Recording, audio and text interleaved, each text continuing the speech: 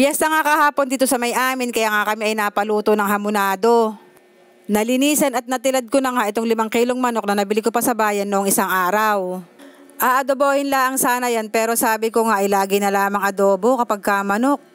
Kaya nga sabi ng aking inay, sige ihamonado na lamang para maiba-iba naman. Kaya nga naganda na siya ng mga rekado gaya ng bawang, sibuyas, pamintang pino, keso, patis, pineapple juice sa lata, pati na nga ng brown sugar.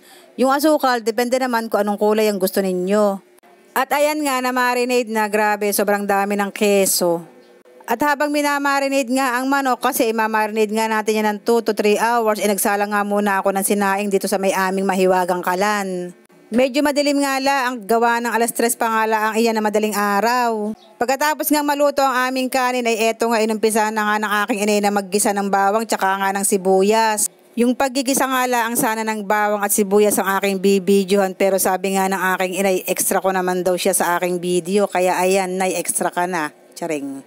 At nung magisa na nga ang bawang at tsaka ang sibuyas ay nilagay na nga itong minarinade nating manok. Sinimot pa nga ng akin ay yung mga natira at nakadikit nga na keso. Abay sayang din iyon. Basarap kaya ng hamonado pag maraming keso, honey.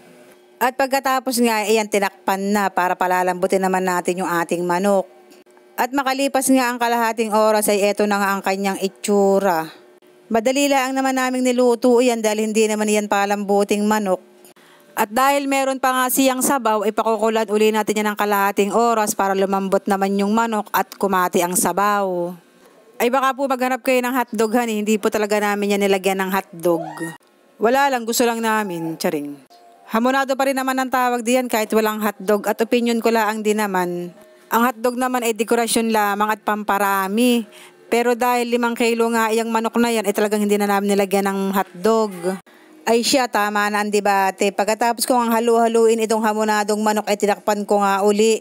May papanoorin kasi akong dadaan at ayan nga hindi kompleto ang piyesta kung walang musikero.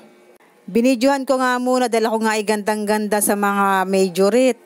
Ay alam nyo ba nung araw pinangarap ko ring maging majorette? Charing. Abay huu nga, kaya lang sabi nila pag majorette daw dapat daw ay maganda ang legs. Abay maganda naman ang legs ko, charing. Yun nga lang pamalo daw ng dalag. At maya-maya nga pagkatapos nga dumaan ng musikero ay binalikan ko nga itong aking niluluto. Aba iluto na pala at kumati na nga ang sabaw kaya ayan dali-dali na nga akong kumuha at kami kakain at mag-aalmusal na. Ngayong araw din kasi ang graduation ni ABM kaya nga 3:00 pa lang na madaling araw nga ay gumising na ako para nga kami makapagluto. Magbabaon nga din kasi kami ng kanin at ulam, alam nyo na para naman makatipid ay siya kain po tayo. Salamat po Lord sa araw-araw na blessings. Yun lang, salamat.